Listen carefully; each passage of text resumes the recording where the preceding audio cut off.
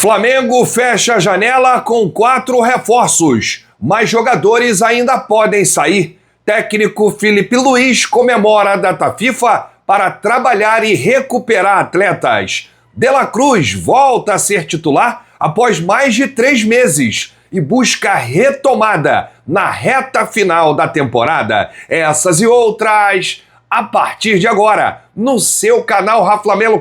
Cola. Cola esse dedo no like, ajude muito o nosso canal. Continue compartilhando os nossos conteúdos. Se você ainda não é inscrito, aqui embaixo tem um botão. É muito importante a sua inscrição para o crescimento do nosso canal. Não se esqueça sempre de ativar o sininho para receber todos os nossos vídeos.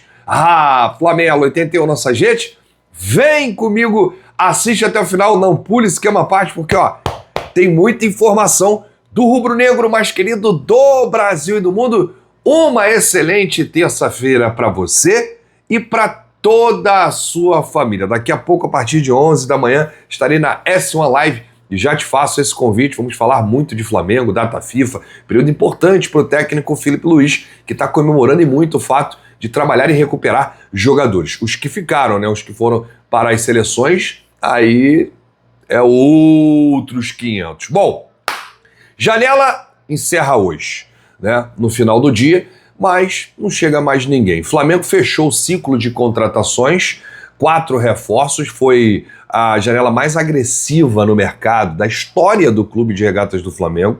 Foram 277 milhões em 4 reforços, né? Que chegaram aí: Samuel Lino, Emerson Royal, o Carrascal e o Saúl Ñíguez. Atletas que chegaram nesse período. O Jorginho chegou um pouquinho antes, naquela janela extra da FIFA em junho, e o Flamengo conseguiu aí suprir pelo menos a ausência do Gerson, né? E tá tentando a ausência do Wesley. Por enquanto, o Emerson Royal ainda não emplacou. Mas o Flamengo mapeou o mercado e está satisfeito. Saúl Ñíguez, ex-Atlético de Madrid, rescindiu, chegou sem custos. Emerson Royal, ex-Milan, 9 milhões de euros, 59 milhões de reais. Samuel Lino, ex-Atlético de Madrid, 22 milhões de euros, a contratação mais cara da história do Flamengo, 142 milhões de reais. Carrascal, ex-Dínamo de Moscou, 12 milhões de euros, 77 milhões de reais. Enquanto o Flamengo contratou 4 atletas, conseguiu negociar pelo menos 5 e fez uma limpa na base. Lohan foi para o Pisa da Itália, Matheus Gonçalves foi para o Al-Ahly da Arábia Saudita, o Vitor Hugo foi para o Santos por empréstimo, o goleiro Lucas Furtado foi para o Vitória de Guimarães de Portugal e o Shola foi para o Dínamo de Kiev da Ucrânia. 5 atletas que perderam espaço e foram negociados aí nessa janela. Bom, com o mercado fechado, o Flamengo não contrata mais ninguém, mas ainda pode negociar outros atletas. Então poderemos ter novas saídas no elenco, principalmente jogadores do elenco principal, né? E existe sim algumas possibilidades. A primeira que a gente fala aqui é sobre Michael. O atacante perdeu espaço com o técnico Filipe Luís, foi atrapalhado por conta de lesões, ficou quase 2 meses sem ser relacionado, voltou à lista domingo contra o Grêmio, mas não saiu do banco. O Flamengo admite negociar esse jogador, né, desde o início da janela, só que as propostas não foram boas para o Michael. O Michael não ficou muito seduzido, né, com os valores e o tempo de contrato. Mas Michael perdeu espaço muito também por conta da chegada do Samuel Lino, né, que atua ali na mesma posição que ele. Outro jogador que se vê ameaçado é o Everton Cebolinha, né, que vive aí um período de oscilação, às vezes entra, joga bem, faz gol, mas aí fica em vários jogos sem grandes atuações, aí volta para o banco. Ele foi relacionado para 12 partidas e foi utilizado em 6, sendo 2 como titular. Marcou um gol importante diante do Atlético Mineiro nas oitavas da Copa do Brasil. Nos últimos 4 jogos, teve apenas 1 minuto em campo. A disputa pela vaga ficou ainda mais acirrada, repito, pela chegada do Samuel Lino, grande reforço do Flamengo na temporada, o mais caro, que veio do Atlético de Madrid para fazer aquela função ali na ponta esquerda. Juninho, outro que perdeu espaço entre os relacionados há um mês. O Flamengo recusou 2 propostas de empréstimo pelo atacante, com a justificativa de um planejamento para dar mais espaço a ele. No entanto, ficou de fora dos últimos 6 jogos. Mirassol, Internacional 3 vezes, Vitória e Grêmio.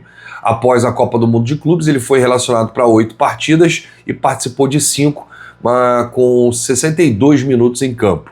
O último jogo, como foi titular em abril, né, o último jogo que ele foi titular foi em abril contra a LDU, mas nesses 2 últimos casos não deve ter novidade aí nessa reta final. Tanto Cebolinha quanto Juninho tendem a continuar no elenco e buscar mais chances com o treinador. Lembrando, gente, em alguns países a janela fecha em até 10 dias, tá? No Brasil é que a janela fecha hoje, mas tem vários países ainda contratando, rescindindo o contrato, emprestando atletas. Então, em alguns países, a janela ainda dura mais 10 dias e é por isso que o Flamengo ainda conta com uma saída do atacante Michael. Cebolinha e Juninho, só se pintar aí uma proposta surreal, uma oportunidade.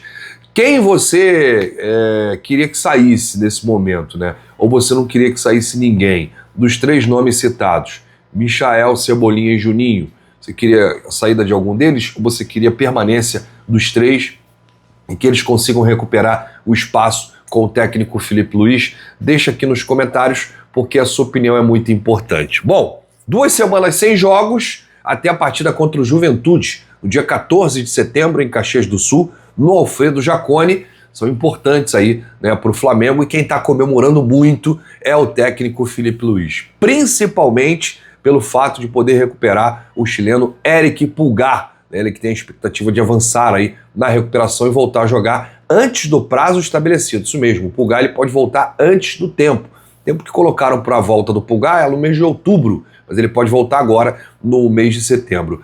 E o próprio Filipe Luís disse recentemente que o Pulgar poderia ficar à disposição para as quartas de final da Libertadores. Primeiro jogo contra os Estudiantes na Argentina, no dia 18 de setembro, né? Lembrando que o Flamengo joga a primeira no Maracanã. E aí esse período da data FIFA será fundamental para o chileno, que pode voltar aí nesse segundo jogo das quartas de final contra o Estudiantes.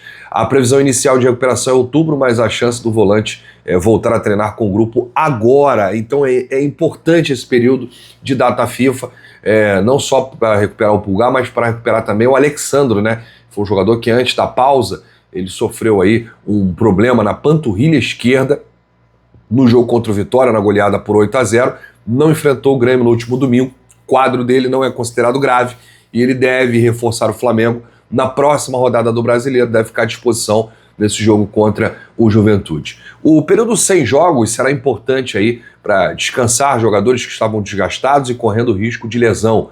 O volante Jorginho, por exemplo, desfalcou o time no último jogo contra o Grêmio por causa de dores na parte posterior da coxa esquerda. A dupla de zaga vem muito desgastada, Léo Ortiz e Léo Pereira, e como foi bom, né, essa convocação do Ancelotti de não ter levado nenhum dos dois. Então eles vão passar esse período, vão descansar. O Flamengo deu 4 dias de folga para os atletas. Estamos no segundo dia, né? Eles só se reapresentam na sexta-feira. Então vai ser importante para recuperar essa galera numa fase aí importante da temporada, que é a reta final. Bom, por falar sobre tudo isso, agora a gente vai falar de um cara que pode ser aí um reforço caseiro, um grande reforço caseiro, além do Pulgar, é claro, que a gente citou aqui. Pulgar vai ser um grande reforço caseiro para a reta final da temporada. Mas antes, falar do SofaScore, que é o melhor aplicativo de dados e estatísticas do mundo. Você pode baixar agora de forma gratuita e concorrer ao manto do Mengão nesse mês de setembro.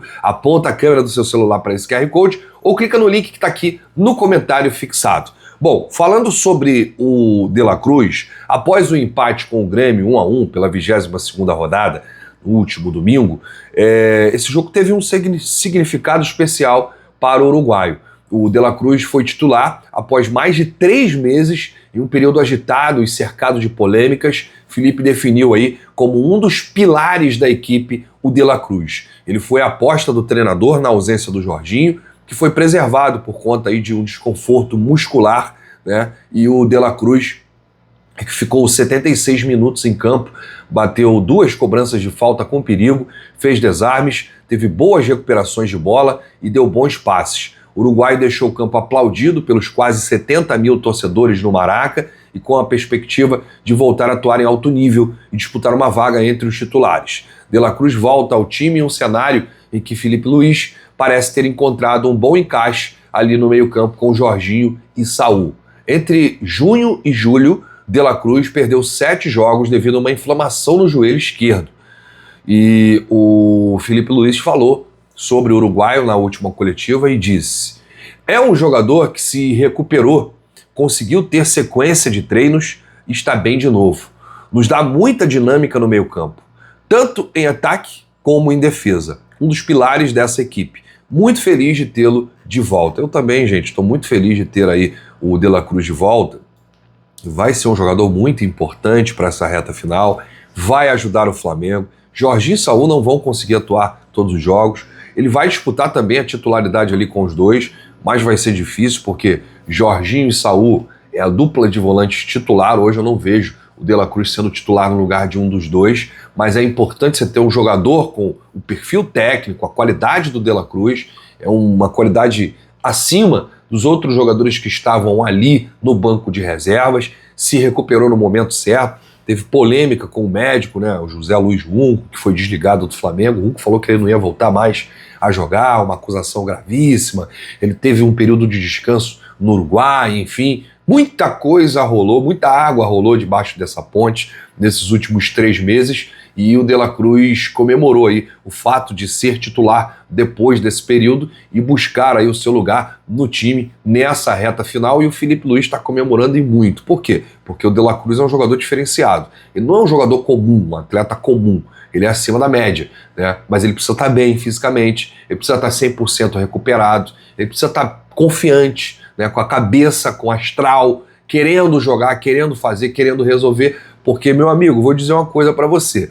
Hoje, a titularidade no Flamengo tá coisa séria, hein? Tem que lutar, brigar muito, jogar muito para ser titular nesse time competitivo do técnico Filipe Luís. E é uma dor de cabeça boa para todo treinador, né? Todo mundo queria ter aí o De La Cruz à disposição, e o De La Cruz 100% ele é titular em qualquer equipe. Mas no Flamengo, parece que o Filipe conseguiu aí achar o meio-campo ideal com Jorginho, Saúl e De Arrascaeta. Aliás, De Arrascaeta vai ser papai de um menino. Parabéns! Novo rubro-negro, vai ser o mais novo xodó da torcida. Já tem o Totói, filho do Everton Ribeiro. Ele foi lá pro Bahia, mas o Totói continua sendo o grande xodó da nação. E agora o filho do Arrascaeta vai ser aí a Camila, que vai ter aí o menino, a esposa do Arrasca, senhor Arrascaeta, hein? É, e a gente vai trazer no vídeo da tarde o Arrascaeta, que está muito próximo, mas muito próximo de ultrapassar a sua melhor temporada na carreira, que foi 2019. 2025, a versão do Arrasca 2025, acho que vai ser melhor, hein? Bom, eu volto a qualquer momento com novidades do rubro-negro mais querido do Brasil e do mundo. Se você chegou até aqui, é muito importante o seu like, o seu joinha. Ajuda demais os nossos vídeos, ajuda demais o nosso canal. Um grande abraço para você, saudações rubro-negras, bate no peito e diz: isso aqui é Flamengo, valeu!